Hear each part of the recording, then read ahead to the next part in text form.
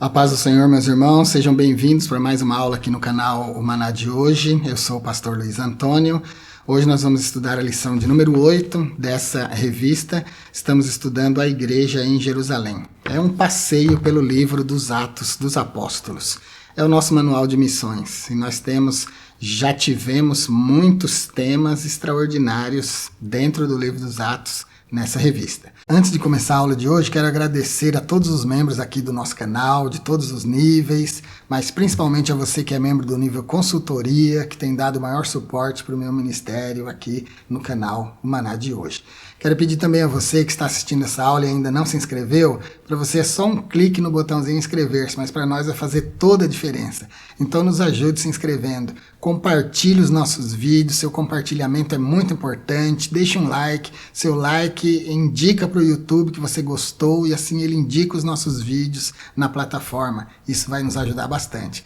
Quer assistir vídeos, aulas e cursos exclusivos? Se torne membro. Se quiser falar direto comigo, fazer sua consultoria, conversar, se torne membro do nível consultoria. Você vai ter meu número de telefone e a gente vai poder conversar. Vamos lá para a lição de hoje. Hoje a gente vai estudar a lição de número 8, uma igreja que enfrenta os seus problemas. Será ministrada no dia 24 de agosto de 2025. Hoje nós vamos falar sobre diaconia. Diaconia é um ministério especial dentro da igreja. A diaconia é de extrema importância, porque através da diaconia a igreja mostra o seu papel de servir. Os diáconos são os verdadeiros servos dentro da igreja. É um ministério ameaçado de extinção, né? Porque a maioria das pessoas só quer o ministério da palavra. Ninguém quer o ministério do diaconato, porque acha que é o primeiro degrau da escada. Eu vou falar hoje que não existe escada, tá bom? Quando chegar no tópico que a gente vai falar especificamente sobre diaconia, eu vou explicar o termo no grego e vou mostrar para vocês que esse negócio de escada hierárquica, isso não existe. Os diáconos, eles não foram escolhidos para serem o primeiro degrau de uma hierarquia dentro da igreja.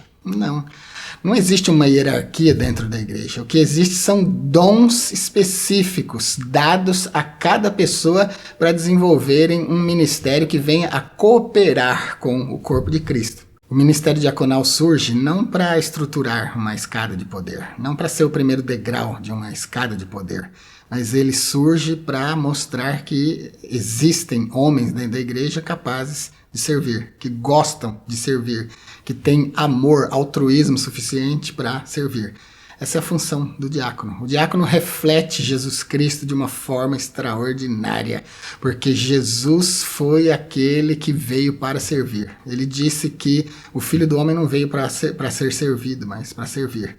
E os diáconos são os servos da igreja. Então, ser diácono é refletir Jesus Cristo em obras, em ações e no seu ministério. Você está assistindo essa aula e quer ser diácono? Você precisa ter pelo menos 3 qualidades específicas: sensibilidade espiritual, compromisso com o serviço e integridade e testemunho.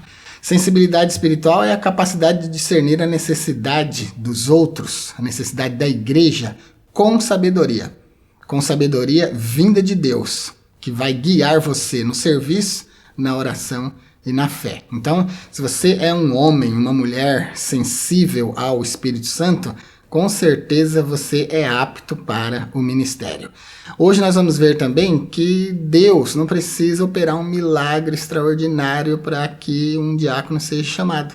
Eu vou falar daqui a pouco sobre isso, tá bom?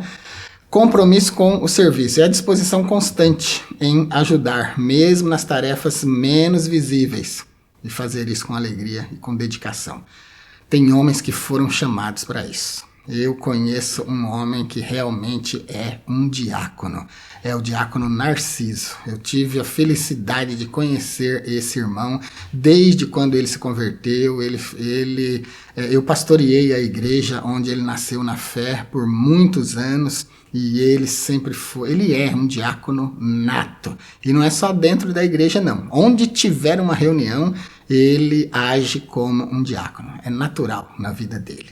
O meu sogro também foi um diácono espetacular, um homem extraordinário, de paciência, de dedicação, de compromisso, de sensibilidade espiritual, uma coisa tremenda. Então, os diáconos são as figuras que mais refletem Jesus no cotidiano da igreja, porque eles são aqueles chamados para servir e não para ser servido.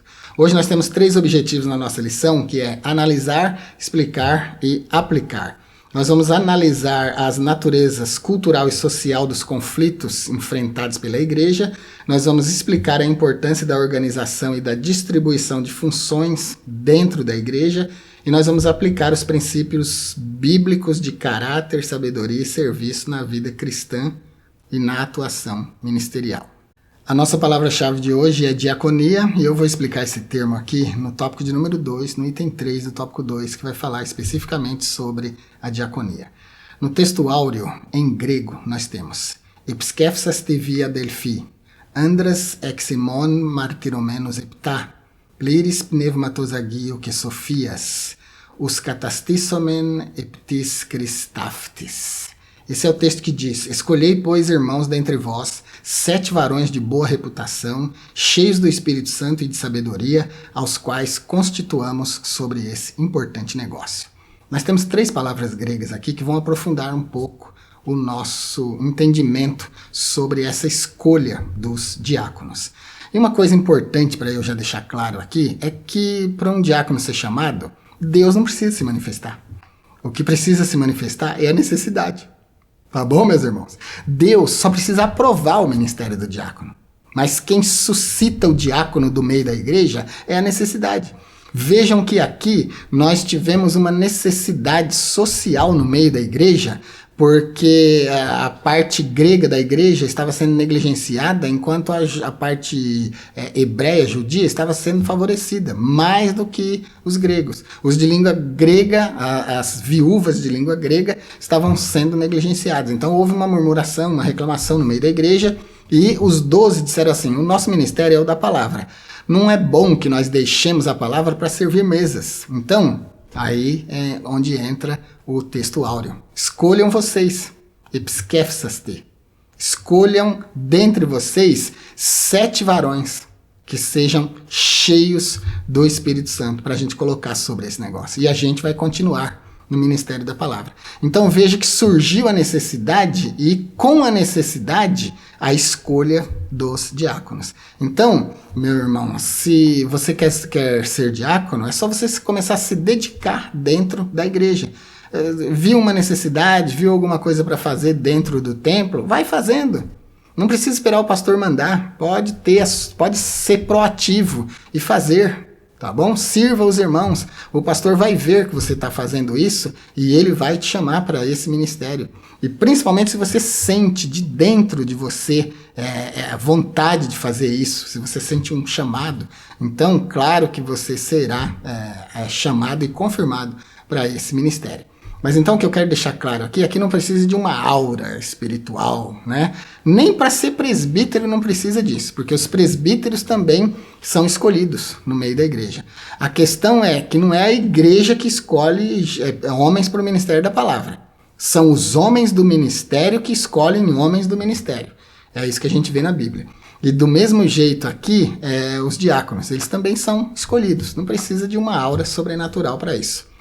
O termo επισκέφσαστε, ele significa uma escolha cuidadosa, uma escolha com critério. É escolher cuidadosamente, é examinar para selecionar.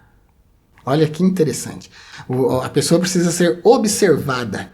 É selecionar com base em exame cuidadoso, observação, avaliação e depois a confirmação dessa pessoa.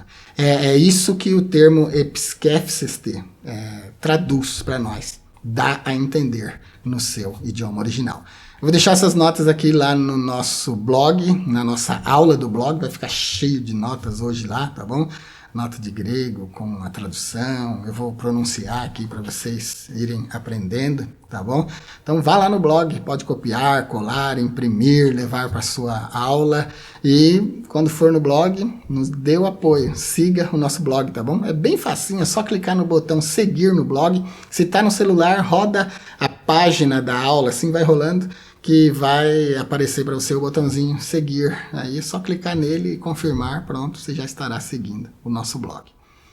Então, o diácono, ele é episkefsasti, ele é escolhido. É uma escolha que se faz, tá bom? A gente vê dentro da igreja aqueles homens que têm testemunho. Eu falei de 3 qualidades do diácono quando a gente começou a aula. Essas 3 qualidades são importantes. Vamos rever aqui quais são. Olha só, ele precisa ter sensibilidade espiritual, precisa ter compromisso com o serviço e precisa ter integridade e precisa ter o testemunho da igreja. Nenhum obreiro vai subsistir no seu ministério se ele não tiver o testemunho da igreja que ele está servindo. Tá bom? Não adianta, não vai conseguir. Vai ser um obreiro fracassado, um obreiro sem respeito. Se o pastor colocou ele lá sem a aprovação da igreja, como assim a igreja aprova? Como que a igreja aprova? Não é que a igreja vai escolher, fazer uma votação. Não é assim. Não é disso que eu estou falando. Nós, os pentecostais, não elegemos ministros para a igreja dessa maneira, né? A gente enxerga o chamado na vida da pessoa, a gente faz criteriosamente do jeito que está falando aqui. Observem, vejam aí 7 homens que sejam cheios do Espírito Santo e de sabedoria para a gente colocar sobre esse negócio. Então, a pessoa tem que manifestar características. Não é porque eu gostei, não é porque eu gosto do jeito que a pessoa se veste, do jeito que a pessoa fala. Não, ela tem que ter características. E, entre elas, essas 3. A sensibilidade espiritual, o compromisso com o serviço e a integridade e o testemunho. O testemunho fala de como a igreja o vê. A integridade fala de como ele se comporta diante da igreja. Então, sem isso, não adianta, que é fracasso. Então, o primeiro termo que a gente destacou aqui é o termo epistefsaste, que é escolhido. A pessoa pode ser escolhida. Não precisa de um mirabolante sinal de Deus para que um diácono seja escolhido, não. Ou uma diaconisa, né? A necessidade se manifestou dentro da igreja, precisou de homem ou mulher para servir a casa, servir a igreja. Aí a gente levanta esses homens que tenham o que nós vamos falar agora aqui, ó. Boa reputação. Porque Atos 6:3 diz assim, ó, escolhei, pois, dentre vós 7 varões de boa reputação. O termo reputação aqui é martiromene, que eu destaquei junto com epistefsaste. Epistefsaste é escolhido, significa que ele pode ser, deve ser escolhido por causa da necessidade que está pedindo. E para ele ser escolhido, e essa escolha é criteriosa, né? E para ele ser escolhido, ele precisa de reputação. 7 varões de boa reputação. Aí entra o termo grego martiromenos, que significa literalmente que a pessoa precisa ser uma pessoa testemunhada, atestada. A igreja precisa dar bom testemunho dessa pessoa. Essa pessoa precisa ter uma vida boa, uma vida louvável diante da igreja, né? Com sua família, com seus filhos. Ele tem que ser atestado pela igreja. Então, é uma pessoa de bom testemunho público. É uma pessoa reconhecida pela comunidade por sua integridade e caráter. Isso é boa reputação. A reputação não fala de nós só dentro da igreja. A reputação fala de nós em todo lugar. Fala no trabalho, na escola, em todo lugar por onde nós andamos. E principalmente dentro da igreja. E a terceira coisa que essa pessoa precisa é ser pliris pneumatosagio. Ser cheia do Espírito Santo. Eu comecei dizendo que o ministério diaconal ele é meio que ameaçado de extinção, porque a maioria dos homens na igreja só querem o ministério da palavra porque acham que isso vai dar o destaque que ele está buscando, vai mostrar que ele é uma pessoa especial, vai dar aquele destaque para ele em cima do púlpito. Isso aí é vaidade, irmão. Não é por aí que tem que ir, não. Se você tem o dom da palavra, Deus vai te chamar. Com certeza, mas não é para você ficar se aparecendo no meio da igreja, não é para você se impor sobre ninguém, não é para você entender que está no intermediário da escada ministerial, né? Não é para isso aí não, é para servir, só que no ministério da palavra. O diácono é também chamado para servir, de forma física, literal, servir as mesas, servir, pôr a mão na massa para servir a igreja. O nosso ministério da palavra, ele é visto como um ministério abstrato, porque a gente lida com palavras, né? A gente fala uma palavra agora, se não gravar, daqui a pouco essa palavra desapareceu, né? E daí a 4 dias ninguém jamais lembra de nada daquela palavra que a gente falou, não é mesmo? Porque a memória é curta. Então, se não gravar, desaparece. Já o trabalho do diácono é físico, ele toca nas coisas, ele serve, ele põe a mão na massa, ele serve água, ele serve a ceia, ele varre a igreja, ele abre porta, fecha porta. Então é um trabalho que realmente aparece. Mas, para ele ser chamado, ele tem que ter a mesma qualidade do homem do ministério da palavra. A Bíblia diz sobre Pedro que ele era Plires pneumatosagio, cheio do Espírito Santo. O mesmo termo aparece aqui no texto áureo para os diáconos. Eles precisam ser cheios do Espírito Santo e mais. É Plires pneumatosagio que Sofias, cheios do Espírito Santo e de sabedoria. Sofia é sabedoria. Sofia, sabedoria. Né? Então olha que esses homens, eles precisam ter o Espírito Santo operando neles, para que eles desempenhem bem o seu ministério. Por que um diácono precisa ser cheio do Espírito Santo? Porque o diácono muitas vezes enfrenta oposição, irmão. Muitas vezes ele é desafiado, é desrespeitado no meio da igreja. Se ele vai pegar uma criança, por exemplo, para colocar ao lado do pai, porque a criança está bagunçando na igreja, o pai vai ficar com raiva dele, vai brigar com ele, vai levar o caso para o pastor. É tanta confusão que a gente tem no meio da igreja, que os diáconos e diaconisas enfrentam, que, meu Deus do céu. Então, ele precisa ser cheio do Espírito Santo para ele suportar o peso, o cargo do seu ministério, né? E precisa ser cheio de sabedoria para ele saber conduzir situações como essas, de enfrentamento. E não só isso, a sabedoria é também para discernir as necessidades no meio da igreja. A necessidade das viúvas, que era o caso aqui da igreja nessa época. A igreja teve aqui uma contenda, uma dissensão, uma murmuração, porque uma classe de pessoas, as viúvas gregas, estavam sendo negligenciadas no ministério cotidiano. Lembra que a gente estudou em aulas anteriores que tudo na igreja era quina, comum? O termo grego quina está no mesmo campo semântico de quinonia, que é a palavra que você conhece como koinonia. A pronúncia correta é quinonia. Quinonia, comunhão.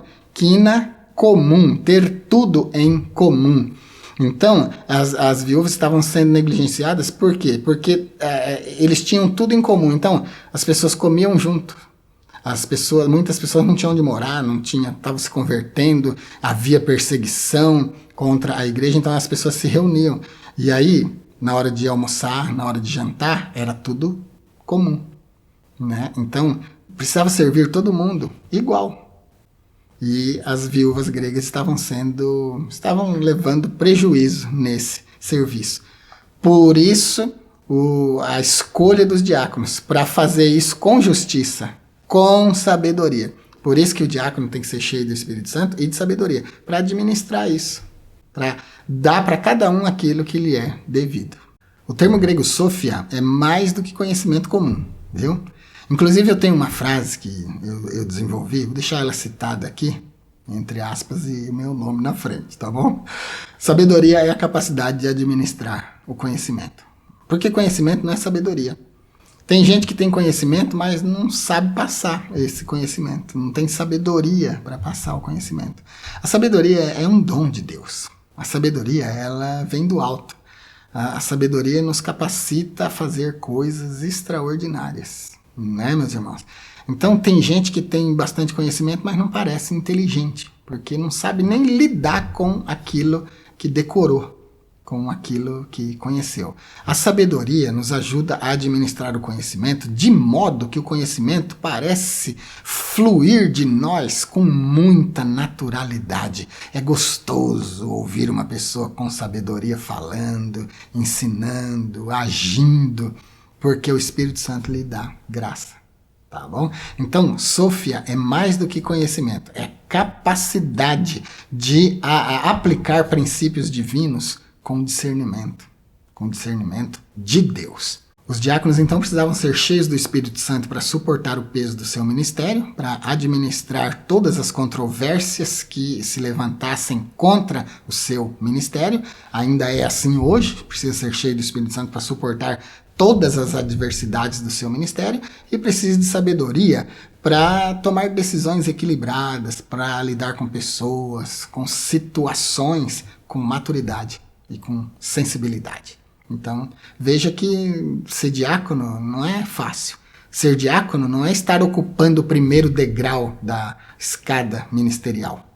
Eu não gosto dessa escada ministerial porque eu não acredito nesse negócio de escada ministerial. Porque a Bíblia diz assim, ó, ele mesmo deu uns para. A gente não vê na Bíblia uma pessoa começando como diácono e ir crescendo no ministério. Não é isso que a gente vê. A gente vê, o mais próximo que a gente vê de uma escada ministerial é o seguinte: se alguém deseja o episcopado, que é o ministério do bispo, excelente obra deseja, mas convém que o bispo seja assim. Então, mas aí não está falando que a pessoa é cooperadora e tem que desejar ser diácono, depois desejar ser presbítero, depois evangelista, depois pastor. Não existe isso. As pessoas são chamadas direto para os seus ministérios. Quem inventou esse negócio de escada ministerial foi a igreja. As denominações, os pastores inventaram isso, porque acha que se um homem começar como cooperador, depois ele vai crescendo, ele vai se tornar mais hábil, mais apto. E não é nada disso. Uma pessoa fora do seu ministério nativo, fora daquilo para o que o Espírito Santo o capacitou, ele só dá prejuízo. Né? A gente não pode pegar um evangelista e colocar na posição do presbítero, porque o evangelista é o homem da palavra fora da igreja. O presbítero é o homem da palavra dentro da igreja. O diácono não é o homem da palavra. O diácono é o homem do serviço. O diácono é aquele homem que muito se assemelha a Jesus, que disse que não veio para ser servido, mas para servir as pessoas. O diácono tem esse dom especial. Então significa que uma pessoa foi chamada para ser diácono nunca vai ser presbítero? Não estou falando isso, não. Eu só estou falando que não existe uma escada ministerial. O que eu estou dizendo é que uma pessoa pode ser chamada diretamente para ser presbítero, se o dom se manifestar nele. Se ele tem o ministério da palavra, se ele é uma pessoa que aconselha, se ele é uma pessoa em quem as pessoas confiam, se ele é uma pessoa para quem as outras pessoas pedem conselho e ele ainda não é do ministério, não está na cara que ele é uma pessoa confiável e pode muito bem ocupar a posição de presbítero. Aí Paulo diz para Tito assim, escolha aí homens que sejam assim e coloca para dirigir a comunidade. Estabeleça como presbítero. Eu expliquei isso nesse vídeo aqui. Eu vou deixar esse vídeo aqui no card aparecendo para você e vou deixar aqui na descrição também para você assistir. Presbíteros, quem eram, como eram escolhidos e qual a idade mínima. Você vai gostar de assistir isso aí. Vai explicar todo esse negócio. Então, queridos, não existe uma escada ministerial. Ele chamou uns para pastores, outros para doutores, outros para evangelistas, deu o dom a cada um para que cada um contribua com o seu dom, com o seu ministério para a edificação da igreja. Então a gente não vê na Bíblia uma escadinha ministerial. Isso aí não existe. Então se você vir, é que os pastores não fazem hoje por causa dos costumes das igrejas. Mas o meu pastor foi chamado direto para ser pastor. Ele não foi diácono, não foi cooperador, não foi presbítero, ele foi chamado direto para ser pastor. Uma coisa espetacular, extraordinária aconteceu na vida dele. E a igreja aprovou ele como pastor. A leitura bíblica de hoje está em Atos 6, versículos de 1 até o 7. É importante que você leia aí. Tópico de número 1, a identificação dos conflitos. Item 1 do tópico 1, o conflito de natureza cultural. Lucas aqui, ele nos fala sobre gregos e hebreus, em Atos 6 e 1, na parte A. E a referência desse texto aos gregos fala dos judeus helenistas, dos judeus que falavam a língua grega, que tinham imigrado para a Grécia, então falavam grego. Não está falando de grego nativo mesmo, mas era judeus. Hoje em dia não tem judeu em toda parte do mundo, que fala todos os idiomas do mundo, mas eles... porque o judeu é assim, o judeu ele se considera judeu. Não importa onde ele tenha nascido. Esse é o caso aqui, tá bom? Então tinha hebreus, que eram naturais mesmo, falavam o aramaico, que era gente identificada mesmo com a própria cultura, e tinha os outros, os helenistas. E isso gerou esse conflito aqui. A tendência de favorecer mais os nativos do que os judeus helenistas. E foi daí que surgiu a necessidade de diáconos para administrar essa situação. Olha que situação complicada, né? Hoje em dia, nas igrejas, os diáconos chegam na igreja, eles abrem a igreja, limpam, vê se tem água, acende todas as luzes, deixa tudo certinho para o acontecimento do culto. Dificilmente a gente encontra no cotidiano, né, das nossas reuniões uma situação difícil como essa aqui. Mas lá não, lá a igreja vivia em comunidade, né? Inclusive, abrindo aspas aqui, se para aquelas pessoas daquela época a gente falasse que tem que abrir e fechar a igreja, eles iam ficar escandalizados. Porque eles não entendiam, e a etimologia do termo não deixa entender que igreja seja o templo, né? Igreja somos nós. Igreja é o povo. Igreja é a reunião dos salvos. Aquilo dentro do que eles congregavam, aquilo lá se chama templo, né? Ainda hoje. Então, essa ideia de que a igreja seja o templo foi semântica. O termo igreja veio evoluindo, e hoje ele se confunde com templo. Mas jamais na sua etimologia, igreja é templo. A igreja de antigamente tinha mais conflitos do que a igreja de hoje, porque as pessoas, a igreja praticamente morava no templo, né? A reunião no templo, as necessidades eram atendidas no templo, tinha muito movimento nos locais de reunião. Então essa diferença cultural, essa diferença de idioma, essa diferença entre judeus gregos e judeus mesmo, originais, gerou esse conflito cultural aqui, que os diáconos foram chamados para ajudar a resolver. O item 2, conflito de natureza social. Lucas explica que, em razão daquela diferença cultural, as suas viúvas eram desprezadas no ministério de todo dia, no ministério cotidiano. Porque a gente não come, não bebe, não troca roupa praticamente todos os dias, né? Então, as viúvas gregas tinham necessidades, igualmente as judias, mas não estavam sendo atendidas do jeito que precisava. A gente vê então surgindo um conflito e a gente vê homens sendo levantados para solucionar esse conflito. E aqui a gente percebe que a igreja não é só um organismo, mas ela é também uma organização. Então não adianta. Tem gente aí que é contra a organização da igreja, tem gente que é contra a igreja no templo, né? Os desigrejados que são militantes contra a igreja organizada, a igreja num lugar, né? A igreja com hierarquia e tal. Bom, mas não funciona de outro jeito. Se a gente reunir mais do que 2 pessoas, a gente já tem problema, né? Só não tem problema quando é uma pessoa só. Reuniu 2, pronto, já tem divergência de ideia. Já das 2, cada um vai pensar de um jeito. Agora imagina uma comunidade, né? Então daí surgem os problemas sociais. E a igreja então precisa se organizar como uma sociedade para tratar dos problemas sociais. Foi o que aconteceu. Então a gente vê aqui um problema cultural, por quê? Porque tinha gregos e hebreus. Então, culturas se chocando. Uma sendo mais favorecida do que a outra. É o velho etnocentrismo, né? O eu no centro, a minha nação é a melhor, é a escolhida por Deus. Vou deixar esse vídeo missiológico aqui para você assistir, muito curtinho, o que é etnocentrismo, você vai entender. E aí surge o problema social, que é o da assistência social. Se tem necessidade, a igreja, como representante de Deus na terra, né, como representante de Cristo, que diz que veio para servir, não para ser servido, ela então exerce o papel de servir através dos seus diáconos. E o item 3 chama a nossa atenção para qual é a prioridade no meio da igreja. A igreja tem muitos eventos, muitos departamentos, né? Tem igreja que tem evento demais, meu Deus do céu.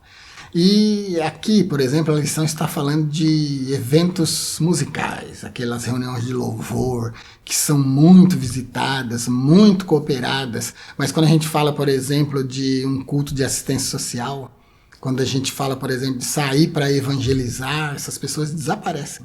né? Então, qual é a prioridade da igreja? A prioridade deveria ser, eu falei inclusive enfaticamente numa das nossas aulas anteriores aí, que eu não estou lembrado agora qual que é, eu falei sobre o objetivo da vida cristã. O objetivo da vida cristã precisa ser testemunhar de Jesus, pregar o evangelho, salvar almas. O objetivo da igreja não pode ser congregar. Congregar tem que ser uma consequência da vida da igreja, mas não pode ser o objetivo principal da vida dela.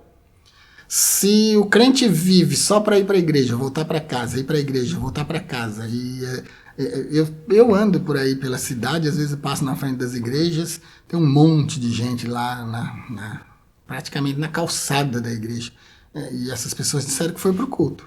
Não foi para o culto. Você foi lá para o templo fazer não sei o quê, mas para o culto não. Para o culto vai quem fica dentro do templo adorando, orando, né? Buscando a Deus, louvando a Deus. Agora as pessoas que vão lá para conversar, para socializar, não foi para o culto não. Você foi lá para o templo só. Qual que é a prioridade?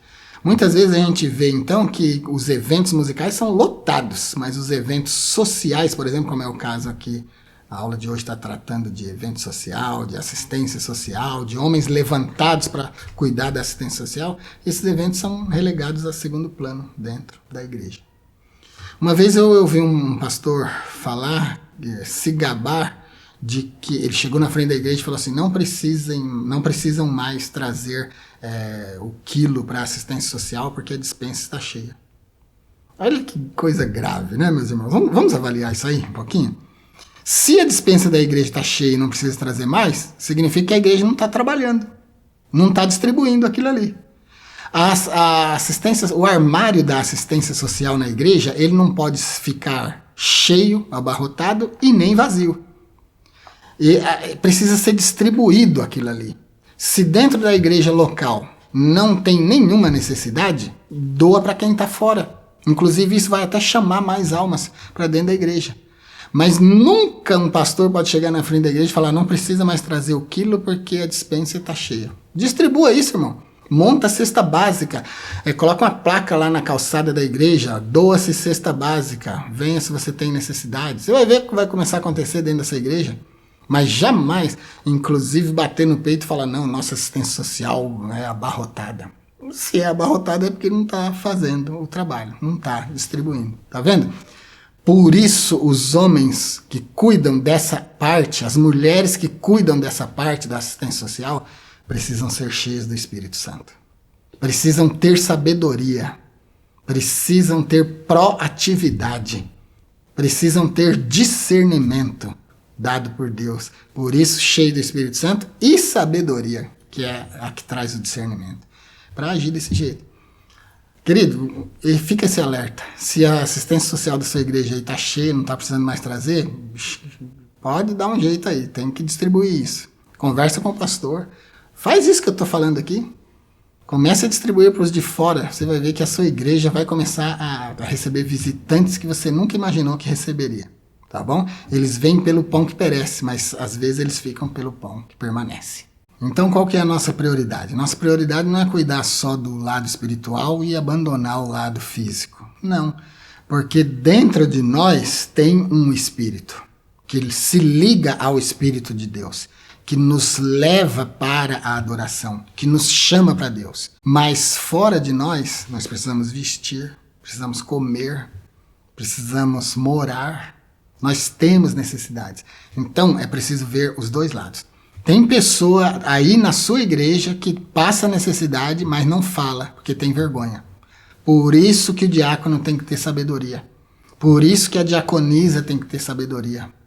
Você vê que, de acordo com a Bíblia, não tem que ter, né, uma irmã que cuida da assistência social. São os diáconos que cuidam da assistência social. É o Ministério do Serviço que cuida da assistência social. Tá bom, meus irmãos? Não é uma pessoa só. De repente, uma pessoa só, se ela arrumou um problema na vida dela, se está com algum problema, ela já não consegue enxergar mais nada, a não ser o problema dela. Então, mais pessoas, mais facilidade para detectar as necessidades no meio da igreja. Então, se você está esperando a pessoa vir para você e se manifestar que não tem nada para comer em casa, pode ser que ela não faça isso. Né? Então é muito complicado. Por isso o diácono, a diaconisa, aqueles que cuidam da assistência social têm que ser cheios do Espírito Santo. Porque a prioridade é socorrer. A prioridade, ela é tanto espiritual, tanto do lado interno nosso, quanto do lado externo nosso. Tópico de número 2, a delegação de tarefas. Item 1 do tópico 2, o ministério da oração e da palavra. Diante do conflito, os apóstolos perceberam que a parte da comunidade que estava sendo negligenciada precisava de cuidados. Então, eles disseram, a gente não vai cuidar disso, a gente não vai deixar o ministério da palavra para cuidar disso. E é aí que surgem os diáconos. Cuidar dos mais necessitados era uma missão urgente da igreja naquela época. Porque para a gente entender o contexto da igreja naquela época não era igual hoje, né? Hoje em dia todo mundo tem casa, tem trabalho, se sustenta e ninguém é perseguido religiosamente no Brasil. Antigamente era tudo ao contrário. As pessoas se convertiam, elas começavam a ser perseguidas pelo Império Romano, pelas autoridades, até pelos judeus, que também eram religiosos e tal, né? Os judeus que não eram convertidos ao cristianismo, que eram do judaísmo, também boicotavam a igreja, então a igreja era perseguida. Aí ela tinha necessidades. E então se reuniam e tinham uma vida em comum, que é de onde vem o termo koinonia, koinonia, comunhão, tudo em comum. Então, cuidar dos necessitados, das pessoas que tinham necessidades, era importante, mas o ministério da palavra também era importante. Então, como é que a gente ia conciliar isso? Foi aí que os apóstolos foram dirigidos pelo Espírito Santo para escolher homens para fazer esse trabalho social, enquanto eles continuavam no ministério da palavra. O resumo é o seguinte: o equilíbrio entre os dois ministérios é necessário. Os apóstolos reconheceram que cuidar da necessidade era urgente, mas também entenderam que não podiam deixar a oração e a pregação da palavra, porque senão cuida de um lado e o outro lado fica deficiente. É por isso, meu irmão, que o pastor ele é chamado para ser o líder, o guia espiritual da igreja, mas ele não pode e não deve trabalhar sozinho. Ele precisa de auxiliares no ministério da palavra e ele precisa principalmente dos diáconos, das pessoas que vão ajudá-lo no serviço da igreja, porque o pastor não pode fazer tudo. Ele não consegue e não é para fazer tudo. Ele é para guiar o povo no âmbito espiritual. E aí ele recebe o auxílio dos demais. O item de número 2 diz, não há conflito entre as tarefas. E não há mesmo. Lembra que eu falei, quando eu falei aqui que eu não sou a favor da escadinha ministerial? Que cada homem e mulher é chamado no seu ministério? Efésios 4:11 diz assim, ó, ele mesmo deu uns para apóstolos, outros para profetas e outros para evangelistas e outros para pastores e doutores. Isso aqui é uma parte da chamada ministerial, né?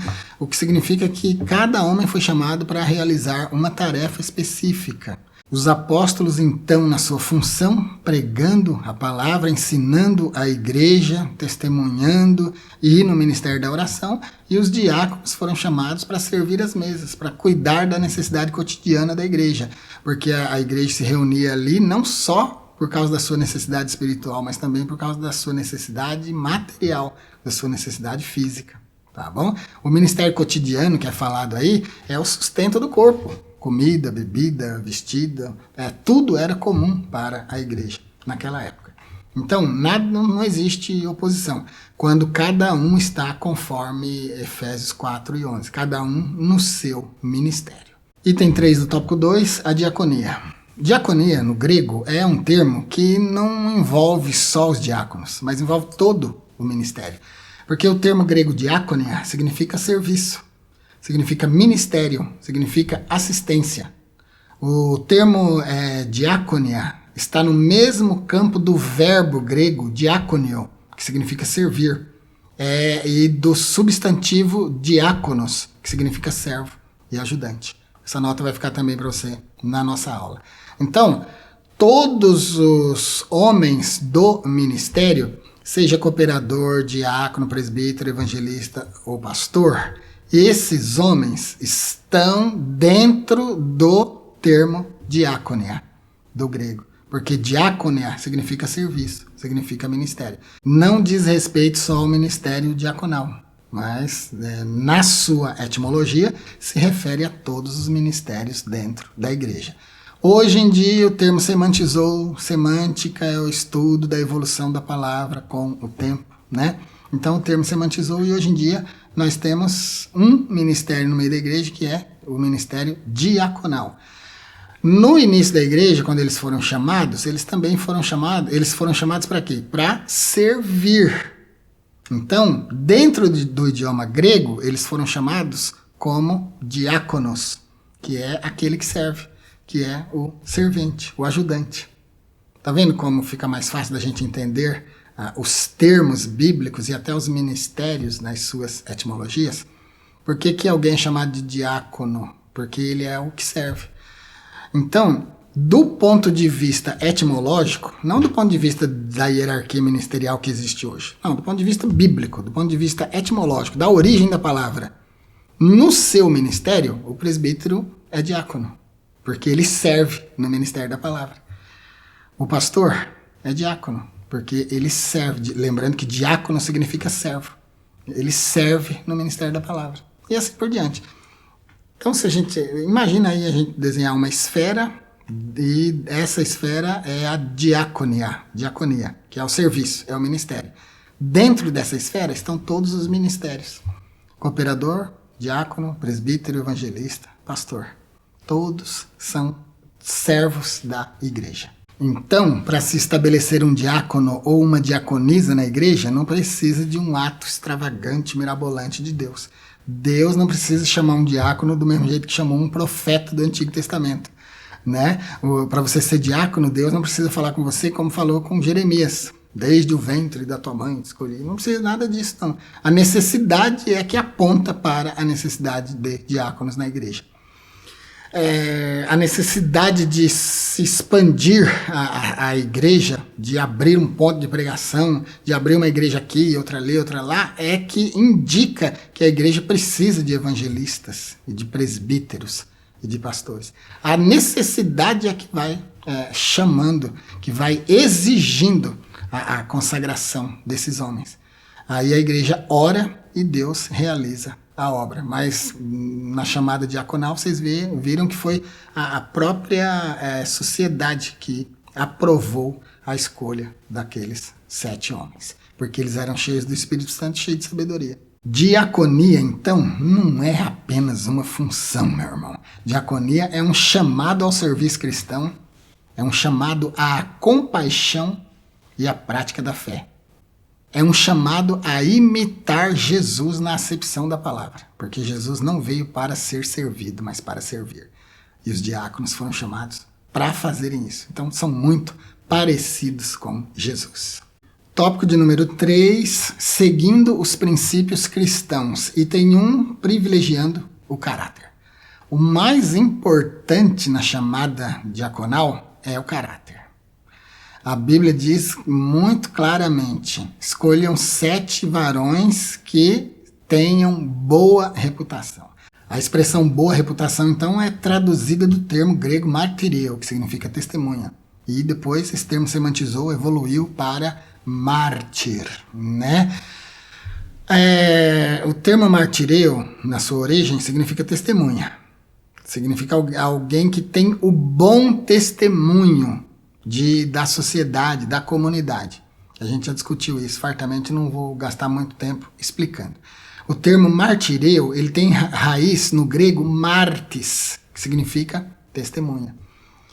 O termo é um verbo, martireu é um verbo que significa literalmente dar testemunho, testificar, afirmar algo como verdadeiro. No Novo Testamento, esse verbo é usado para descrever o ato de testemunhar sobre Jesus, sobre sua ressurreição e sobre a fé cristã. Eu vou deixar para vocês na nossa aula lá no blog 3 referências onde o termo martireu aparece, escrito em grego transliterado e o versículo em português da versão ARC. João 1,7, Atos 22,15 e Apocalipse 1 e 2. Em João 1,7 nós temos: este veio para testemunha, para testificar da luz, a fim de que todos crescem por ele. No grego, utosilphin is martirissen. Aí aparece aqui o termo martirissen. Este veio para testemunha. Utos ilfinis martirissem. Ina martirissem peritu photos, para testificar da luz. Aliás, o termo testificar como martirice, testificar da luz. Ina pantes pistefsosin vi aftu, para que todos crescem por ele. Aqui é João 1 e 7. Atos 22 e 15, porque hás de ser sua testemunha diante de todos os homens. No grego, otiisi martis aftu prospantas anthropos. Hás de ser testemunha. O termo que aparece é martis, que é traduzido por testemunha. E Apocalipse 1 e 2, o qual testificou da palavra de Deus e do testemunho de Jesus Cristo e de tudo quanto viu. Os martirissem ton logon to feu, que tin martiriam Isu Cristo osa even. Os termos martirissem e martiriam, então, se referem a Deus e a Jesus Cristo, que João conhecia muito bem. Então, João faz aqui o papel de martireu, registrando fielmente a palavra da revelação divina. Ele diz que ele está registrando, então, porque ele conhece o Deus que está revelando para ele, e também, além de ter conhecido Jesus pessoalmente, ele também viu agora na revelação do Apocalipse esse Jesus glorificado. Então, ele está habilitado para ser martireu, testemunha. Então aqui tem 3 versículos para vocês consultarem, se quiser levar para a aula de vocês, é só ir no blog, copiar, colar, imprimir e levar. Então o chamado ministerial para o diaconato privilegia o caráter, que é o item 1 aqui do tópico 3, e o exercício dos dons, que é o item 2, exercitando os dons. Essas pessoas encarregadas da diaconia da igreja, além da exigência de terem boa reputação, deviam também ser cheias do Espírito Santo e de sabedoria. Então, defender a boa ortodoxia, que é a doutrina correta, né, o ensinamento correto, a ortodoxia é um ensinamento correto da palavra, era importante, mas era necessário que os diáconos também fossem cheios do Espírito Santo e de sabedoria, por causa de tudo aquilo que eu já falei, né? Cheios do Espírito Santo para suportar as afrontas, as adversidades, os percalços do dia a dia do seu ministério, e cheio de sabedoria para saber detectar as necessidades no meio da igreja e socorrer. Vamos encerrar então com a verdade prática e com a aplicação pessoal da lição. A verdade prática. Uma igreja cheia de sabedoria do Espírito age sabiamente para resolver conflitos de relacionamentos. Foi o que aqueles 7 varões chamados cheios do Espírito Santo de sabedoria fizeram na igreja primitiva e se tornaram modelo e exemplo para todas as igrejas em todos os tempos. Na aplicação pessoal é o seguinte: assim como a igreja primitiva enfrentou desafios com sabedoria e serviço, nós devemos agir do mesmo jeito, com amor e com compromisso. Então ficou claro para nós hoje que a igreja não é só espiritual, né? A igreja é espiritual e é física. A igreja é tanto um organismo quanto uma organização. A igreja precisa de homens no ministério da palavra e precisa também de homens no ministério diaconal, no ministério da assistência social, do serviço. Então isso ficou muito claro para nós hoje. É isso então, espero ter ajudado vocês com a lição de hoje. Se você gostou, compartilhe com alguém, deixe um like. Seu like é importante. Quando você deixa o like, o YouTube entende fisicamente que você gostou, porque você clicou no botão, assim ele manda a nossa aula para outras pessoas e isso ajuda o nosso canal. Se você quiser assistir vídeos, aulas e cursos exclusivos, se torne membro. Se quiser falar direto comigo e assistir tudo que tem de exclusivo no nosso canal, se torne membro do nível consultoria. Você vai ter meu número de telefone e a gente vai poder conversar. Fique com Deus então e até a nossa próxima aula.